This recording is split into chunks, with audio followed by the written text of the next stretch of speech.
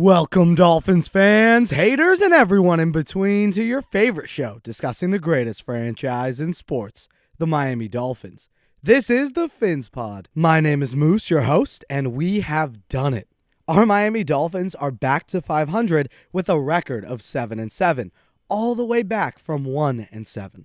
The Fins continued their win streak, extending it to 6 straight as they handled the New York Jets, and it sure was not pretty. But at this point in the year, especially when you consider divisional rivalries, any win is good to see. And today, we'll get into the game, determine whether there are things that we should be worried about, and what to expect in these final 3 games from the Dolphins. We'll also get into our weekly studs and duds, because despite the win, there was some dumb football on display. Without further ado, let's dive in.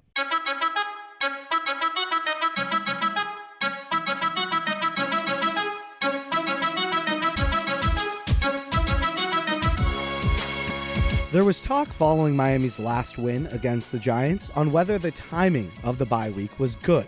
I, like most people, saw this as an opportunity to get guys healthy for the ever-important final stretch of the season. Considering the opponent too, I wasn't worried about a letdown coming out of the bye, but boy, did things cut close. The rust was apparent. After Miami showed explosiveness for over a month, the game over the weekend started out rough.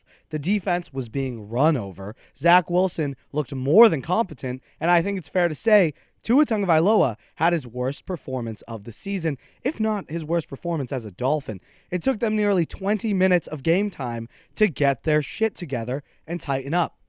The defense was first to get back to form. The tackling improved, but at the start, oh boy, was the tackling bad. And look, whatever rust had accumulated over the bye week, eventually, towards the end of the first half, started to shake off. Miami was able to shut down the run, and then their pass rush improved, getting 6 total sacks by the end of the game. And this was honestly, a tale of 2 halves. The first one belonged to the Jets, and then the Dolphins dominated in the third and fourth quarters. But there were still plenty of mistakes and things that have to be corrected in order for this team to have any real chance of securing a playoff spot. Defensively, I touched on it, but Miami was not as physical as Robert Saleh's crew. We were getting run on, and there was also plenty of creativity from the Jets, wrinkles the Dolphins were not ready for. And those big plays, they helped put the Jets ahead. But soon enough, the defense tightened up and made moving the ball near impossible for Zach Wilson, the rookie quarterback. All I'm going to say is, when Miami was kind of coming back at the end of the first half, and we had our timeouts, and there was about 1:40 left, and you were like, oh, it's like 3rd and 10. We're going to get the ball back. That play that the Jets ran, the toss to Jamison Crowder over the middle, and then he threw it, not just a lateral, he threw a lateral back to Braxton Berrios. As much as I hate the Jets and was stressing out at that point in the game, I was like, that's one of the most clever plays I have ever seen, and it's amazing that it worked as well as it did. But anyway, the Dolphins' offense, which I did touch on, but I'll say it again, Tua had his worst game by far. He was inaccurate early, late to reads. His body language seemed way less engaged than normal, and his weaknesses as a quarterback were being highlighted due to him not excelling where he normally does. Thankfully, the unit was able to bounce back and got better as the game went along, including Tua. But considering that we were playing the 32nd ranked defense, and remember, 32 teams, I don't really feel too great about the fact that they were able to come back from being absolute shit. The Dolphins have to tighten up and play improved offensive football if they want to put up points against the Saints, who just shut out the number 1 offense in football. A couple things were clear, though, on the offensive side of the ball. First, Jalen Waddle is already one of the most important factors to this team's success. He was out due to COVID, and I pray that he's good to go for next Monday, because the offense was not nearly as explosive nor consistent without number 17. And it was clear that Tua was missing his favorite target, because no other receiver was really able to become that safety blanket in the same way that Waddle is. No other receiver was able to get consistent separation to the degree that Waddle can, and credit where it's due, despite a poor overall performance out of Uno, he did show resilience, toughness, his ability to bounce back, because despite making those dumb plays, costing the team, he would then come right back and then help fix the mistakes he made, whether it be a touchdown drive after his interception, whether it's trucking over a DB after sizing him up. When you take a step back and you look at the game as a whole, you realize how solid Tua really is, but we'll get more into his performance in the later segments. What I was happy to see was Miami's defense come roaring back to life, because there was a point in the game where if our defense wasn't able to step up, things could have gotten out of hand, and that comeback would not have been so easy. Shit, if we were playing any other team aside from the Jets out of the bye, and they had that same level of rust, then I honestly think there's a way higher chance that we would blow it and fall for the 8th time this season. It's just not ending the streak, but ending our playoff hopes. We were thankful. I'm thankful that the football gods did us a solid, allowing that rust to come off against one of the worst teams in the league, plus a team that we know well, considering they're a divisional rival, and we played them just a few weeks ago. So guys were able to sort of get back into the flow, especially on the defensive side of the ball, allowing us to tighten up and come back and win the game. Like I said, if that was any other team, even if we managed to tighten up again, their lead might have been too big, but it was the Jets. So the Dolphins were able to kind of be like, oh shit, we got to play. Oh my God. Like, we were relaxed. We're still on vacation mentally, and I thought we could cruise over the Jets. Nope, we got to play some ball, and thank God that worked out, and they were able to come back. Because these cupcakes, they're done now. No more Cam Newton, Jets, the Giants. Now we're playing big boys. I am so excited to get into it and dive deeper into our goals for the season, but we will get to that in later episodes this week. Next, we'll touch on our studs and duds of the game, but first, a quick word from our sponsor. These days, it can be hard to find and hire the right candidates for your small business. That's why LinkedIn Jobs made it easier to find the people that you want to talk to faster and for free. Because I know when I'm looking to find a new job, build a career, or network with others in my field, I turn to LinkedIn, and as a potential employer or employee, you can too. Because you can create a free job post in minutes on LinkedIn Jobs to reach your network and beyond to the world's largest professional network of over 770 million people. Focus on the candidates with just the right skills and overall experience, and use screening questions to get your role in front of only those who are most qualified. Then, use the simple tools on LinkedIn Jobs to quickly filter and prioritize who you want to interview and eventually hire. It's why small businesses rate LinkedIn Jobs #1 in delivering quality hires versus leading competitors. LinkedIn Jobs helps you find the candidates you want to talk to faster. Did you know every week nearly 40 million job seekers visit LinkedIn? 40 million. Post your job for free using our code at linkedin.com/fins. That's linkedin.com/PHINS. Fins, to post your job for free. Terms and conditions apply. Now, getting to the guys who killed it and those who didn't, let's start with our first stud of the game, Duke Johnson. The former Hurricane made his mark on the Dolphins after he showed the most skill for a running back this season. I mean, we spoke about it after the last Jets game because he's the most experienced guy in the room, and yet for some reason, despite good running up in New York, the Dolphins just relegated him back to the practice squad. Instead, the Dolphins continue to feed Myles Gaskin and Savon Ahmed while also trying to implement Phillip Lindsay. Look, I like Lindsay. I get that. And I want him utilized once he's back off the injury. But I better continue to see Duke mainly tote the rock for Miami. He ran hard, did not mess around, and he hit the hole consistently. He showed patience as well as good vision by bouncing the ball outside when needed, but also cutting upfield to gain those extra few yards, not trying to necessarily make a guy miss and bounce it to. He's like, look, I'm going to get tackled, but let me skirt in between these two guys to get 3 more yards instead of trying to make a move and then falling backwards. Myles Gaskin, he would fall forward, unlike Savon Ahmed and Myles Gaskin, and he was able to consistently break tackles, also unlike the guys we've had. I'm hoping to see him continue to be a factor in the offense. Considering his burst, he's pretty fresh. I mean, other than the Jets game, I mean, he was early on, playing early on, but frankly, he was not being utilized as often as I hope the Dolphins do. So those fresh legs, they can help the team because he's got burst, receiving ability, and an aggressive mindset while he's running the ball. He finished the game with a pretty significant amount of carries, 22 for 107 yards and 2 touchdowns. Undoubtedly, that's the best performance for a Dolphins running back all season. And his average yards per carry was nearly 5 yards, 4.9, and he consistently put Miami in second and third in shorts. He also hauled in one pass for 20 yards, making a few guys miss along the way. And look, I'm going to give credit when it's due. The offensive line, they opened up those holes. They played well. And I bet they appreciated having a back who maximizes the few holes that they opened up, unlike Myles Gaskin and Savon, who only would get the bare minimum.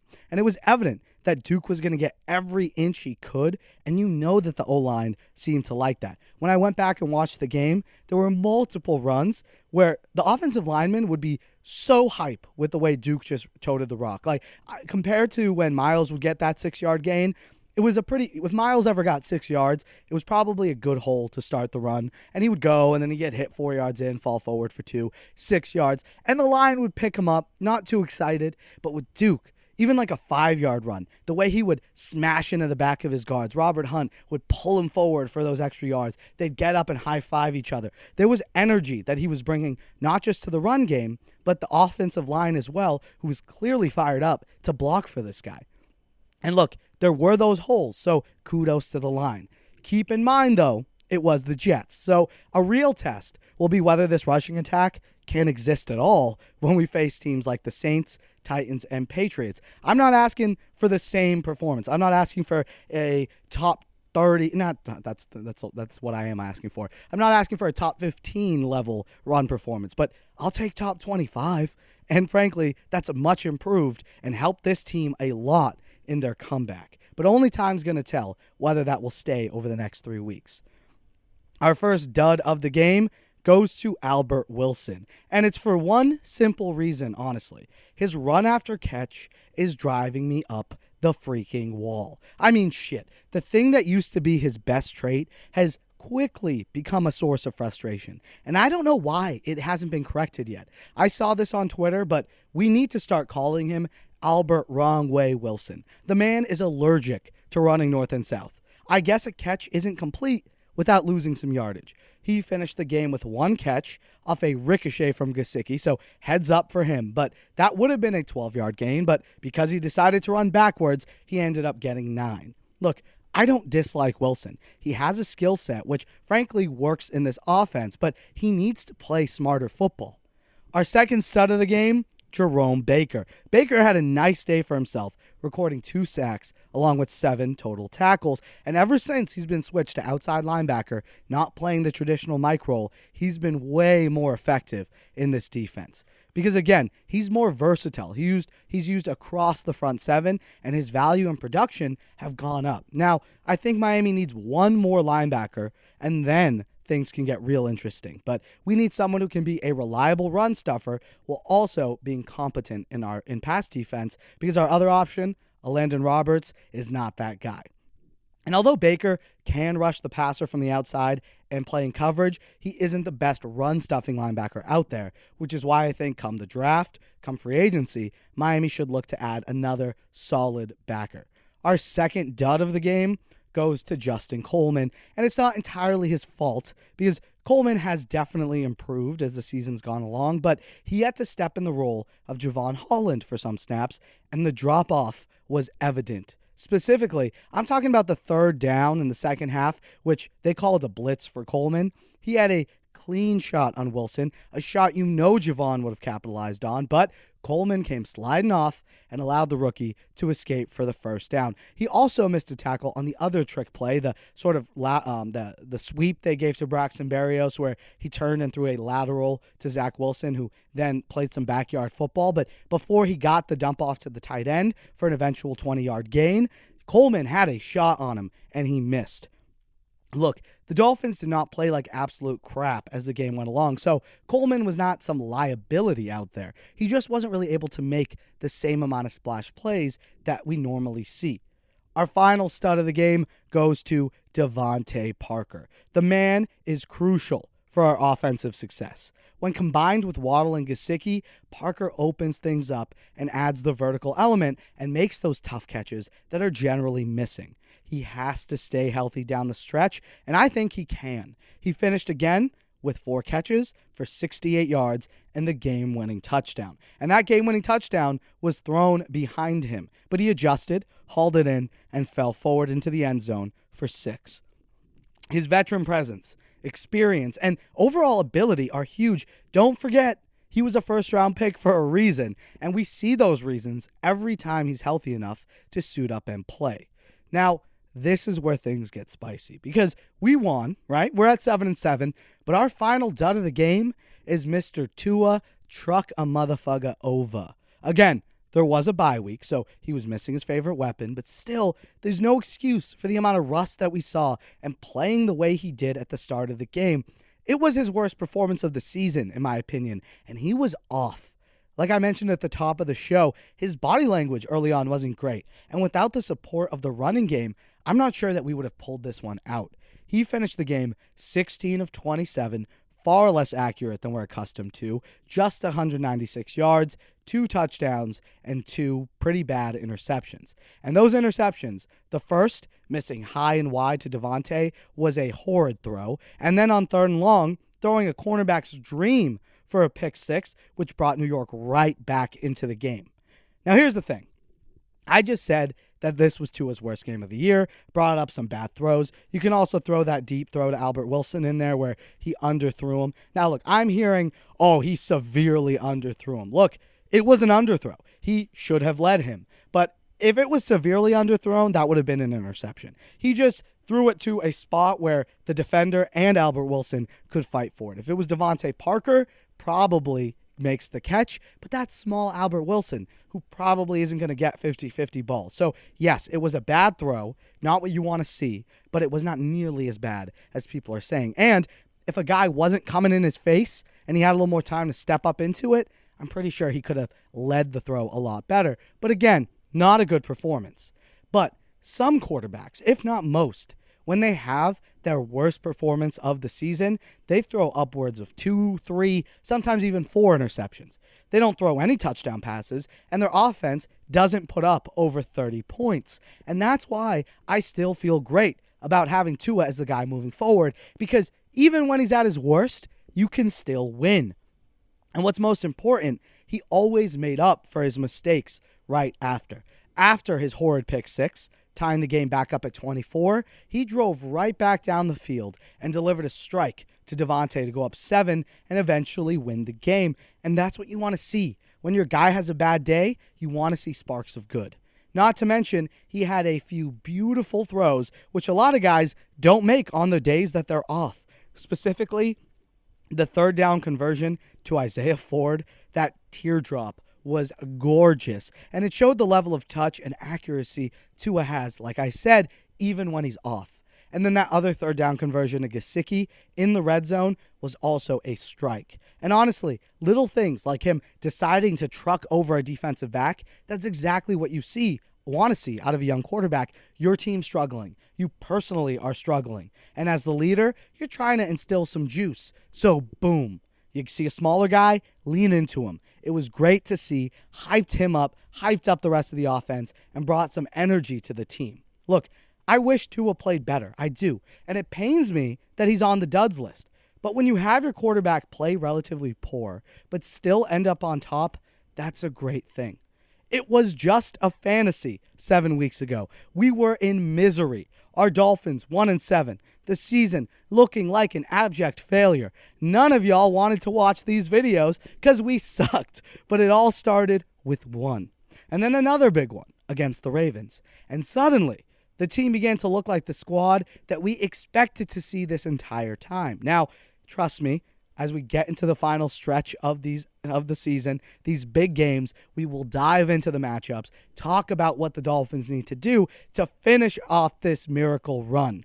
But now, Miami only has 3 games remaining between them and freaking history. First, you got the New Orleans Saints on national TV. Then, the Ryan Tannehill revenge game in Tennessee. And my personal favorite, a chance to sweep Bill Belichick and the New England Patriots. And potentially, if they lose to the Bills this weekend, knock them out of the playoffs.